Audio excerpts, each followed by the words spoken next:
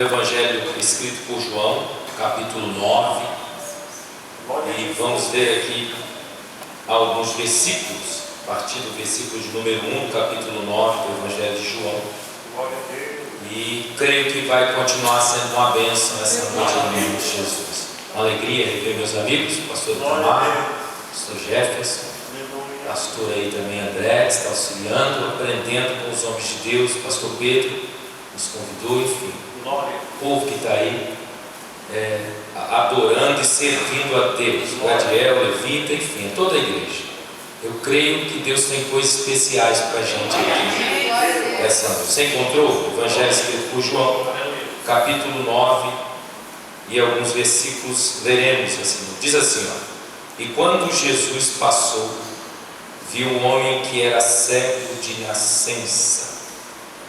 E os seus discípulos lhe perguntaram, dizendo: Mestre, quem pecou para que este nascesse cego, este homem ou os seus pais? Jesus respondeu: Nem este homem pecou, nem os seus pais, mas para que nele se manifestasse as obras de Deus. Eu devo fazer as obras daquele que me enviou enquanto é dia. A noite vem, quando nenhum homem pode trabalhar. Enquanto eu estou no mundo, eu sou a luz do mundo. Tendo dito isso, cuspiu na terra e fez uma lama com a saliva e o ungiu, e os olhos do homem cego com a lama, e disse-lhe: Vai, lava-te no tanque de Siloé, que significa enviado. Portanto, ele foi no seu caminho e se lavou e voltou vendo. Porquanto os vizinhos e aquele que antes tinham visto que ele era cego, disseram: Não é este aquele que estava sentado mendigando? E alguns diziam: É este, é ele. E outros diziam: Parece-se com ele. Mas ele dizia: Eu sou ele. E disseram-lhe, portanto: Como foram abertos os seus olhos? E ele respondeu e disse: O homem chamado Jesus fez lama, ungiu os meus olhos e disse-me: Vá ao tanque de Siloé. E lavando-te, tendo ido eu e me lavado, eu recebi a visão. Você pode dar um amém? Glória a Deus. Senta aí por gentileza. Falarei essa noite sobre o homem chamado Jesus. O homem chamado Jesus. O homem chamado Jesus. Olha só, o Evangelho de João, ele tem a mesma missão que os demais evangelhos. Foi escrito para que a humanidade creia que Jesus é o Filho de Deus. Todo o texto da Bíblia é sagrado, tanto os do Antigo Testamento quanto do Novo Testamento, tem esse propósito. O do Antigo Testamento anuncia aquele que virá, e o Novo Testamento revela que ele veio. Então a finalidade é que as pessoas creiam que Jesus é o Filho de Deus. Cada milagre realizado no Evangelho de João tem a ideia de mostrar para a gente que Jesus tem poder para resolver todas as coisas e todas as mazelas da vida humana. Quando a gente compara o Evangelho de João ao primeiro livro da Bíblia, que narra para a gente como surgiu a humanidade, como foi criado, como tudo que está visível e não visível diante dos nossos olhos foram colocados em cada local com um propósito, a gente vai perceber que no cerne de um casal entra um problema seríssimo, que é o pecado, e atinge todos nós. Quando Jesus vai romper o seu ministério, narrado por João, a Bíblia diz que lá no Gênesis princípio criou Deus os céus e a terra. E João disse que no princípio a palavra, o verbo, estava com Deus e foi revelado, trazendo graça, salvação a toda a humanidade. Dizendo assim, que de agora em diante, Jesus ia começar a transformar a vida da humanidade caída. Assim como Deus entrou no Éden, depois da queda de Adão e Eva, e os liberou uma palavra para eles, e transformou aquele ambiente de caos como um ambiente de uma futura promessa, assim o Evangelho de João vai dizer para a gente que o propósito do ministério de Jesus é transformar as coisas na nossa vida. Em Caná da Galileia, ele transformou a água em vinho, gerando alegria naquele ambiente.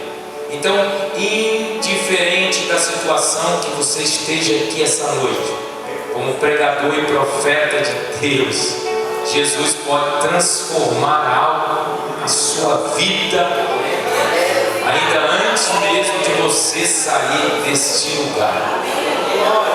Lá ele transformou, colocando águas, mandando colocar águas em talhas, e ela se transformou em vinho. Porém, o milagre, o Evangelho de João prossegue com os milagres, e a gente vai encontrar um oficial do exército indo ao encontro de Jesus, e ele é tão inteligente que ele diz assim: eu sei que tu transforma a água em vinho, mas a minha fé alcança que com uma palavra sua as coisas sejam transformadas dentro da minha casa. O Evangelho narra que Jesus, com uma palavra, transformou a vida do servo daquele centurião. Ele foi curado. Talvez eu falo para você essa noite que já está há alguns anos esperando uma transformação, 10, 20, 30 ou 38 anos, como o paralítico do tanque de Betesda. Não importa, o tempo não vai anular aquilo que Jesus vai transformar na sua vida, porque Ele é poderoso. Ou talvez a demanda, como diz o Evangelho, seja uma demanda mais ampla, porque a gente está vivendo num ambiente de coletividade, então a gente precisa de demandas mais amplas. Não tem problema, com um pouco que você trouxe essa noite, colocado na mão de Jesus, como disse o meu amigo evangelista, irmão Jefferson, se você colocar o pouco que você tem nas mãos de Jesus, vai ocorrer um grande milagre nesses últimos dias. E ainda você terá uma devolução ampliada, porque eram 5 pães e 2 peixinhos que encheu o cesto e serviu para os alimentar em outro momento, em uma outra oportunidade. Então todos os milagres que antecedem esse milagre aqui foram postos aqui para fazer com que a tua fé vai crescendo, vai sendo ampliada, vai sendo levada mais para cima, para você entender de forma plena aquilo que Jesus tem para você. Porém agora nós estamos aqui no capítulo 9. Só que antes do capítulo 9, a história vai dizer que existe uma festa. Jerusalém está em uma festa. Jesus havia tido um contratempo com seus irmãos, familiares, e disse a eles: vocês vão para a festa, e logo eu chego lá na festa para trazer uma revelação da parte do Pai para todos vocês. Jesus então vai àquela festa, e ao chegar na festa, a Bíblia diz que Jesus teve um embate, porque quando Jesus vem para restaurar a humanidade, quando Jesus vem para transformar as coisas no nosso ambiente familiar, social, sempre haverá alguns embates. Por quê? Porque a humanidade, ela vai prospectar, ela vai projetar na sua mente um padrão para Deus trabalhar. Porém, Jesus trabalha na contrariedade de todas essas coisas. Os métodos de Jesus são diferentes. Os seus padrões, os seus princípios, eles são totalmente diferentes. O texto diz que Jesus, ao chegar no templo, é assustador. Imagine você chegando num templo para abençoar a vida de alguém, e ao chegar no templo, você vai encontrar um ambiente de conflito, alguém querendo fazer guerra com você, alguém querendo se opor a você. Você só veio para adorar, você só veio para abençoar, você só veio para cultuar. Jesus chega para Jerusalém para fazer a obra que o Pai havia lhe mandado fazer. Porém a Bíblia diz que ele teve um contratempo e uma adversidade contrária. Por que isso ocorreu, Senhor? Simples, porque a luz sempre vai entrar em contrariedade com as trevas. É por isso que o contratempo que você teve hoje, você tem que dar glória a Deus por isso, porque isso mostra que você ainda está refletindo a glória de Deus naquele lugar. Quando você não tiver mais ambiente de conflitos, de embates, comece a recalcular a sua vida cristã, que pode ser que algumas coisas estejam saindo fora do padrão que Deus determinou para a sua vida. Jesus chegou no templo e a Bíblia diz que a primeira coisa que ele fez foi dizer assim: ó, eu sou a luz do mundo, não é a luz no mundo, eu sou a luz do mundo. E se vocês não deixarem eu entrar aí dentro desse templo e deixar eu transmitir a mensagem que o Pai me deu para transmitir, vocês vão continuar nas trevas, vocês vão continuar com uma venda nos olhos e não vão entender o plano da redenção. Nenhum milagre vai acontecer na sua vida sem que antes a gente entenda o plano da redenção. Deixe-me ser mais objetivo. O fato de você chegar num lugar caótico e ler uma palavra de Deus e liberar uma palavra de esperança, isso já é um maior milagre que possa acontecer sobre essa terra. Milagre não é só cura, milagre não é só libertação, milagre é você e eu chegarmos em um ambiente onde se está dependendo de uma palavra de expressão, de transformação, e você ser a boca de Deus naquele lugar e naquele ambiente. E Jesus disse: olha, a questão é básica. Se vocês não quiserem a luz enviada pelo Pai, que sou eu, vocês vão continuar em trevas e não vão receber nada do que eu posso fazer por vocês ou fui enviado para fazer aqui sobre esse momento e esse plano. Não aceitando Jesus como luz, normalmente o pecado vai tomar conta. E aonde o pecado toma conta, o milagre ele não acontece. Gera morte, gera crise, gera falência, gera bloqueio para que o milagre de Deus possa se manifestar na vida de cada um de nós.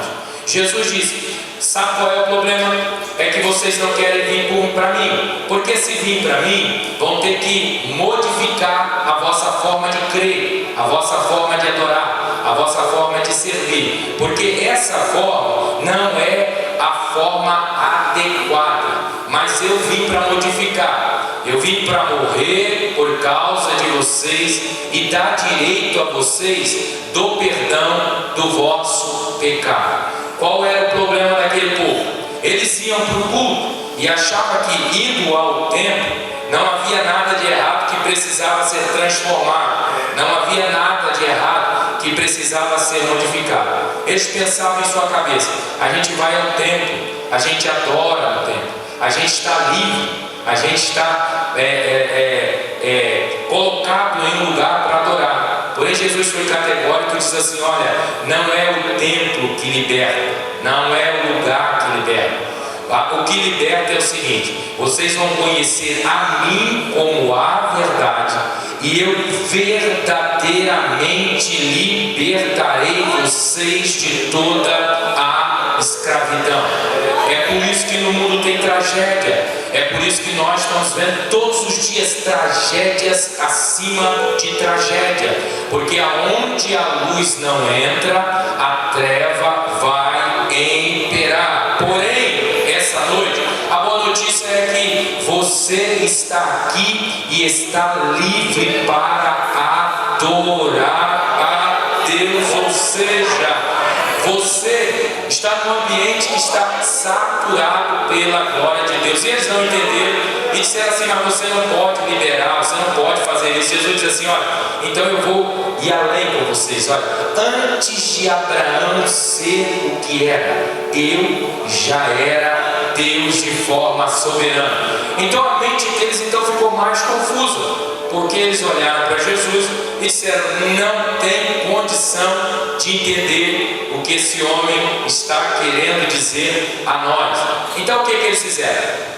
Ao invés de receber a mensagem, a Bíblia diz que eles pegaram ou tentaram pegar Jesus para tirar a vida de Jesus. Então Jesus liberou uma palavra para um ambiente, aquele ambiente não recebeu a palavra, e a Bíblia então vai dizer que agora vai entrar esse cego na história. Olha só, isso mostra que a obra da redenção foi enviada aos judeus de primeira mão, foi enviado a eles, porém eles não entenderam de forma plena. Então Jesus teve que dar uma volta pelos arredores da terra, do planeta, e encontrar pessoas como eu e você, que não estavam entendendo esse mistério da revelação, mas ele foi ao nosso encontro e nos encontrou para transformar a nossa vida.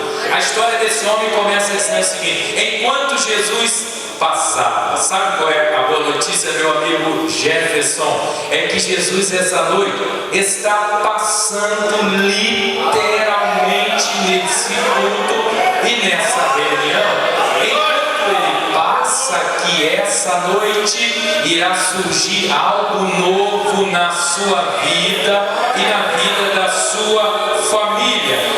Jesus está passando, a Bíblia diz que a multidão enfurecida tenta pegar, mas Jesus vê que existe alguém que não viu o que ele falou, talvez não ouviu o que ele falou, mas estava desejoso por receber uma palavra de Jesus. Em todo o ambiente como a igreja, Jesus sempre vai passar para realizar alguma coisa, mas isso vai depender da disposição do povo. Existem pessoas hoje que, se Jesus passasse no Brasil, eu acho que tentaria pegar Jesus pelo manto ali, pela roupa, chacoalhar Jesus e dizer a Jesus: mas você está permitindo que aconteça tudo isso? Não, Filho de Deus. Mas não é a nossa atitude aqui essa noite. Se nós nos encontrássemos com Jesus de forma física, estou falando aqui, ele se auto-revelasse para nós aqui, nós iríamos cair prostrado em adoração a ele, porque a nossa postura é diferente deles lá fora, que não conhece a Deus e não entende o propósito de Deus. Aí a Bíblia diz que, passando, ele vê esse cego. E quando ele vê esse cego, então surge uma indagação. A indagação é a seguinte: primeiro, os seus discípulos fizeram a ele uma pergunta. Não há nada de errado em perguntar a Jesus, porque isso está acontecendo na sua vida, na sua família. Foi para isso que Jesus te deu boca, foi para isso que Jesus te deu voz, foi para isso que Deus habilitou o ser humano para falar com a fala. Você pode perguntar sim para Jesus essa noite, porque isso está acontecendo na sua vida, porque assim você e eu e nós teremos uma resposta de Jesus. Porém, todas as vezes que você perguntar alguma coisa a Jesus, vá ao conselho de pregador, nunca postule uma resposta. Se você pergunta alguma coisa para Deus e já responde o que você perguntou, não tem sentido algum. Eles perguntam para Jesus porque é que aquele homem estava naquele estado. Então já formula uma resposta, dizendo assim: quem pecou, ele ou seus pais, para que nasceram assim? Nem tudo na sua vida é porque você errou, meu irmão. Nem tudo na vida do seu lar é porque você falhou diante de Deus. Tem coisas que fazem parte da história humana, das nossas fragilidades e das nossas limitações. Mas para tudo isso, então, para o pecado, existe Jesus para restaurar todas as coisas na nossa vida. Havia uma crença especial de que todas as vezes que alguém nascesse com um problema era por consequência do pecado. E em base disso está registrado na Bíblia, lá no livro de Números, capítulo 14, versículo de número 18, onde o próprio Deus havia dito de forma para alertar, dizendo para os pais: não pequem, não errem, não falhem. Vocês têm a minha lei, vocês têm a minha palavra. Porque pode acontecer que a quarta geração de vocês tenha sido ou possa ser atingido por algum desses erros. Então, na cabeça deles, pensaram o seguinte: talvez se não foi o pai, foi o avô ou foi o bisavô e veio cair nesse coitadinho. Porém, Jesus olha e diz o seguinte: não, eu vou desmistificar isso aqui e vou dizer que esse caso específico aí é para a glória de Deus. Eu tenho uma palavra de Deus para você essa noite. Esse teu problema não é para te envergonhar, não é para fazer você desistir, não é para fazer você parar, não é para fazer você ficar chateado com seus familiares. Esse problema que você está enfrentando neste ano é para que a glória de Deus seja revelada na sua vida e na vida daqueles que estão à sua volta. Jesus então vai explicar que havia um propósito naquele problema. Eu quero dizer a você essa noite que Deus quer explicar as coisas que estão acontecendo na sua vida. Porém, quando você for pedir uma explicação para Jesus, tire tempo para ouvir a explicação de Jesus. Porque tem gente que quer uma explicação de Jesus, mas quer tudo correndo, tudo rápido. Não, a história diz aqui que Jesus parou e disse para eles assim: olha, eu vim dizer para vocês que funciona assim. Ele precisa ver, ele não consegue ver, nasceu sem entender o plano da revelação. E eu sou a luz. A luz tem finalidade de trazer revelação a ambientes que não proporcionam nenhum projeto do futuro. Então eu vim aqui para dizer que aqueles que estavam lá dentro, que deveriam me ver como Salvador, não conseguem ver. Então aqui está um que provavelmente não tem como me ver, porque nasceu naturalmente cego. Mas eu vou mudar esse padrão de estilo de vida dele, para que ele testifique diante desses que têm os olhos e deveriam crer em mim e não conseguem crer. Então Jesus essa noite está dizendo assim, ó: seja de ordem humana, seja de ordem natural, seja de ordem espiritual, ou seja de qualquer ordem o seu problema essa noite, ele está disposto a explicar o que ele vai fazer em sua vida, porque a explicação fará com que você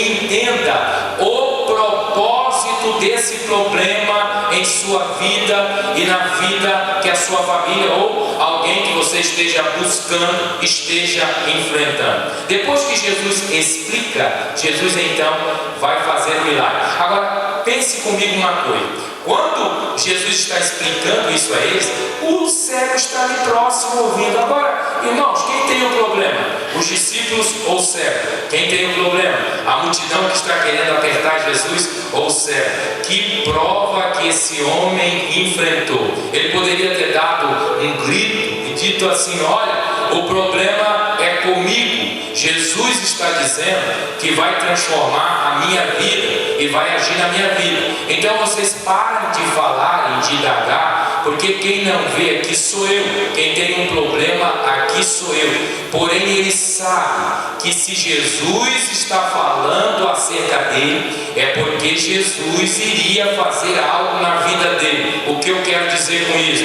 Fique em silêncio quando alguém estiver reclamando ou tagarelando de alguma coisa que esteja acontecendo na sua vida. Fique em silêncio. Jesus vai falar por você. Jesus vai falar por sua família. E a finalidade de tudo isso é glorificar a Deus.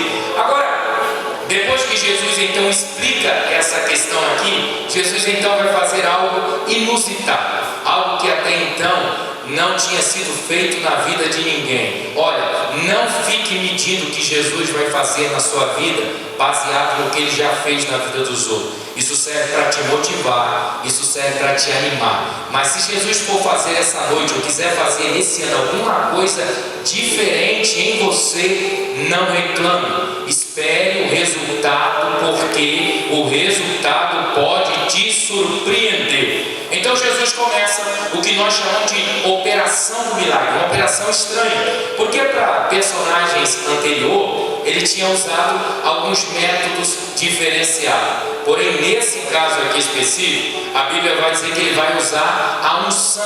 Mas não é aquela unção com óleo, não é aquela unção que caía sobre a cabeça de Arão, como dizia os salmos da Bíblia Sagrada. Não é a unção, como está registrado no livro de Tiago, chama os presbíteros, unge com óleo, a oração da fé sarará o doente. Não é esse tipo de unção. A unção que Jesus vai usar aqui é um pouco meio dinâmica e até um pouco difícil de entender à luz da visão humana. A Bíblia diz que, tendo dito isso, o que Jesus fez? Jesus então cuspiu no chão e pegou aquele lodo, aquela lama, e colocou nos olhos daquele cego. Talvez seja por isso que Jesus explicou aos seus discípulos o que iria fazer. Porque alguém poderia dizer assim: mas por que Jesus está fazendo isso? Talvez alguém até poderia tentar barrar Jesus de fazer aquilo que estava fazendo com esse cego, dizendo: isso é uma coisa muito deselegante, isso não se faz com uma pessoa que é cega. Além de ser cego, coitado, você ainda vai cuspir no chão e passar lodo nos olhos desse cidadão que está ali indefeso, esmolando na porta da cidade de Jerusalém.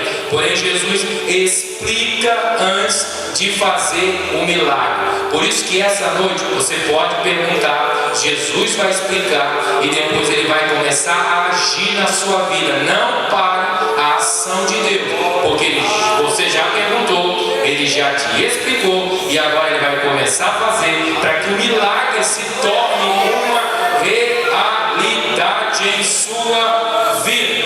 Agora, será o porquê que Jesus escolheu isso, pastor Itamar? Para desmistificar qualquer potencialização do que ele estava fazendo. Não era advindo de alguém enviado por Deus, do próprio Filho de Deus. Jesus está fazendo algo que nunca tinha sido feito e nem depois foi feito por ninguém, para mostrar que o que ele estava pregando e o que ele estava dizendo de si mesmo como luz do mundo era a plena realidade e revelação de Deus. Jesus estava usando uma coisa que contraria as normas humanas, princípios estabelecidos de cura, de conceito intelectual, social, para quebrar todo o paradigma e para alguém dizer assim: realmente, olha, esse homem é muito Deus, ele é tremendo, ele é maior do que os profetas, ele é maior do que os reis que passou em Israel, ele é maior do que Salomão, ele é maior do que todas as autoridades, porque ele é maior do que Elias, ele é maior do que Eliseu, ele é maior do que os homens que antecederam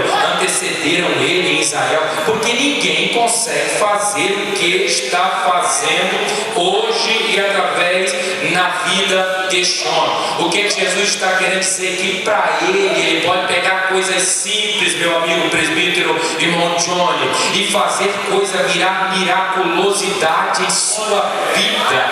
Um toque de Jesus na minha vida e na sua vida muda nossa trajetória 360 graus. Ou seja, ninguém poderia reivindicar dizendo assim: não foi Deus, não pode ter sido Deus, foi algum truque, foi alguma mística. Deus está dizendo a você essa noite: aí, se você não quiser crer, você também é livre para crer ou para deixar de crer, para dar glória ou para deixar de dar glória. Jesus está dizendo assim: ó, o que eu vou fazer na sua vida, ninguém vai poder reivindicar como algo comum, como algo normal, como algo que aconteceu por consequências naturais ou lógicas da vida, ou porque acontece na vida de qualquer um. Não. O que Jesus irá fazer na sua vida neste ano, irá reivindicalizar a sua autoridade espiritual na sua vida.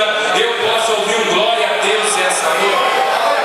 Pode fazer isso, é por isso que a gente não pode barrar, irmão André, a ação de Deus, porque depois que Jesus faz o lodo e coloca no olho, Jesus diz assim: agora você vai lá no tanque de Siloé e lava. Por isso não barre a primeira ação de Jesus, porque pode parecer deselegante, mas ele vai dizer o porquê do propósito que ele iniciou essa ação na sua vida. Agora você imagina o cego indo lá no tanque se lavar, provavelmente alguém o levou até aquele lugar. Isso demonstra que aquele homem deveria obedecer para que o milagre de Deus se tornasse uma realidade na sua vida. Você veio ao templo, Jesus te explicou, agora ele começou a agir. Então obedeça até o que você veio buscar se torne uma realidade em sua vida. Agora, valeu ou não valeu a pena aquela laminha nos olhos? Hein? Valeu ou não valeu a pena ir até o tanque de Siloé? A Bíblia diz que ele voltou vendo, ele foi cego e voltou vendo. Eu vou profetizar essa noite, olho aberto aqui. Você veio a esse lugar sem ver uma resposta de Deus, mas você vai voltar para a tua casa nesses dias de reunião, entendendo perfeitamente o que Deus quer fazer na sua vida e na sua família. Agora, isso aqui mostra que tudo que é feito tem um propósito. Quando o rei Ezequias cavou esse poço, cavou aquele túnel para trazer água para esse tanque de Jerusalém, ele nunca pensou em sua mente: eu vou fazer um túnel, vou cavar na rocha. A mente dele pensava o seguinte: vou fazer esse túnel porque quando as nações virem tentar fazer guerra, a gente tem um ambiente com água para a gente manter a nação. Então vamos fazer isso. Ele pensou em guerra, ele pensou em luta, ele pensou em prova. Ele nunca pensou que aquelas águas cairiam no tanque de Siloé, do enviado, e um dia aquelas águas iam lavar os olhos de um judeu, de um descendente de Abraão, com o cuspe feito em terra por Jesus, e geraria um milagre de transformação na vida daquele homem. Existem coisas que Deus manda você fazer esse ano ou por esse tempo que você não entenda o futuro. Faça. Quanto trabalho Ezequiel teve para cravar aquela rocha, para fazer aquele túnel que está lá até hoje para a água cair naquele tanque, mas teve um propósito para a glória e para o louvor do nome de Deus. Não contrarie o que Deus manda você fazer, por mais difícil que seja, por mais oposição que seja, porque isso vai redundar em algo no futuro para a glória e para o nome do Senhor ser glorificado de forma extraordinária. Se lembra de Naamã? Vai até o profeta dá uma palavra, vai ao Rio Jordão se lavar. O homem fica meio bravio com o profeta porque quer alguma coisa meteórica, quer alguma coisa meio com alguns enfeites, mas Jesus não funciona assim. Com Jesus não funciona assim. Você pergunta e ele responde o que você pergunta. Então pense exatamente como você vai formular a pergunta. Naamã não foi até o profeta Eliseu para ouvir um show, para ouvir uma revelação. Ele foi para ser curado da lepra, e o profeta deu exatamente a ordem, e ele ouviu a ordem e foi curado. Essa noite o Senhor está dizendo assim: você perguntou, Deus falou, obedeça ao que ele falou para a sua vida, porque terá uma resposta extraordinária. Depois que o homem Jesus, o homem chamado Jesus, age na sua vida, sabe o que acontece? A multidão em volta começa a perguntar: mas ela não estava assim? Ele não tinha um problema familiar muito grande? Ele não estava numa prova muito grande? O que será que aconteceu? Será que é ela mesma? Será que é ele mesmo? Porque as pessoas são assim, quando a gente está com um problema, as pessoas conhecem a gente de longe. Se manca, lá vem o manco. Se está com um problema em qualquer área da vida, conhece de longe. Depois que o homem chamado Jesus faz milagre, a sociedade que está nas trevas e não quer ver a luz de Deus brilhando na nossa vida, começa a colocar dúvidas se é a gente ou se não é. Mas aqui no texto a Bíblia diz que alguns conheceram e disseram assim: é ele mesmo, é o homem que ficava lá pedindo esmola na porta do templo. Alguém diz: mas será que é ele? Vão chegar para se informar com ele. Jesus está dizendo que a tua história não vai começar só você sentado e cego. A tua história vai terminar com um grande milagre, e você mesmo testificando o seu milagre para a sociedade à sua volta. Então vou perguntar para ele: vem cá, você é aquele cego que ficava aí esmolando? Ele: sou eu mesmo, estou vendo, né? É estranho assim, porque a gente sempre vê uma pessoa na prova, a gente sempre se vê na luta, a gente sempre se vê na dificuldade, que um dia que chega a bênção fica até difícil para a gente se ver no milagre. Mas Deus está dizendo essa noite: não importa os olhos que lhe olhem. Os olhos de Deus estão olhando para você essa noite, para gerar algo novo e muito grande em sua vida. Então ele disse, foi assim, olha, eu estava sentado na beira da entrada da cidade, e uma pessoa veio, e de repente eu ouvi eles começando a conversar. Quem tinha pecado? Será eu ou sou meus pais para mim ter aquele problema, aquela luta? Aquilo me feriu muito, eu vi aquilo, me deu uma angústia, uma tristeza, porque eu já nasci nessa situação. Esse problema já está no meu ambiente familiar há tempo, e eu vivo debaixo dessa perspectiva trágica.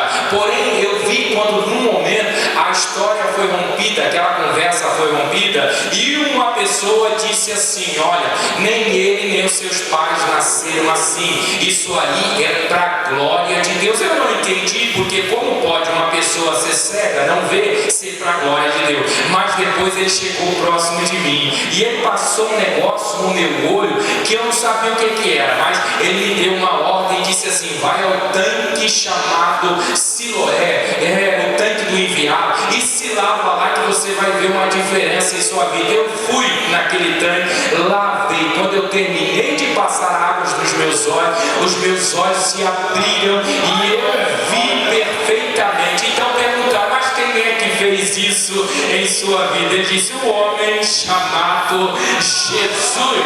Essa noite eu quero dizer que o homem chamado Jesus, que a sociedade não vê, que a sociedade não conhece, que a sociedade não quer vir para próximo dele, para que as suas obras más não sejam reveladas, ele vai fazer algo, vai tocar em sua vida, e algo novo vai acontecer na tua vida por esses dias. Você crê nisso, pode dar glória a Deus essa noite, e você vai sair daqui de forma honesta. E aí vai ter um combate. Eu estou encerrando. O combate é sempre assim, a sociedade, depois que o homem Jesus faz alguma coisa na nossa vida, meu amigo irmão Ezequiel, a sociedade começa a dizer, mas ele não é Deus não, ele não é esse Deus poderoso, ele não é esse Senhor e Salvador. Aí vai ter a sua ação, a sua crença, o seu reconhecimento por aquilo que Jesus fez em sua vida. Chamaram os pais deles para depor, e os pais deles disseram assim, ele já é adulto, ele pode falar por ele mesmo. Chamaram ele,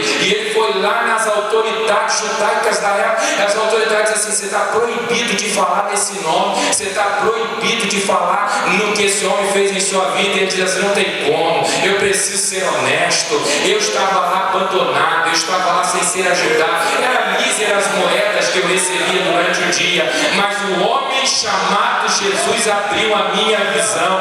Agora, de forma honesta, olha, eu não vi ele depois desse milagre, mas eu espero vê-lo novamente. A Bíblia diz que Jesus vai ao templo de novo e encontra-o no templo. E agora o segundo encontro é diferenciado. Ele não está mais cego, ele está vendo. No primeiro encontro que você veio aqui se encontrar com o homem chamado Jesus, você estava cego, nós estávamos longe de Deus, no pecado, abandonado, mas ele restaurou e transformou a nossa vida. Agora a gente vê, agora a gente entende. Aí chegando, o Jesus olhou para ele e disse assim, eu estou vendo que você está enxergando agora. Ele disse, é verdade. Um homem aí chamado Jesus tocou em meus olhos e mandou eu ir no tanque, eu fui, me lavei e estou vendo. E Jesus olhou para ele e disse assim, sou eu. Ele disse, é você? Tem uma coisa, você sabia que eu sou Deus? Eu sou o Messias, eu sou o Salvador da humanidade. A Bíblia diz que ele não tem dificuldade, a Bíblia diz que ele se ajoelha e adora Jesus. Por quê? Porque agora ele não está mais cego, agora ele está vendo a salvação. Eu vou profetizar essa noite e eu vou encerrar com vocês aqui. Deus manda te dizer que embora você entrou aqui sem ver muita coisa, Deus está dizendo, você verá uma grande salvação de Deus vindo para a tua casa, vindo para a tua família, vindo para o teu lar, porque esse ano tem um projeto novo de Deus nascendo na tua trajetória, e você vai ter que ser honesto. Aonde tu colocar esse pé e essa mão, você vai ter que testificar. O homem chamado Jesus, que é Deus homem enviado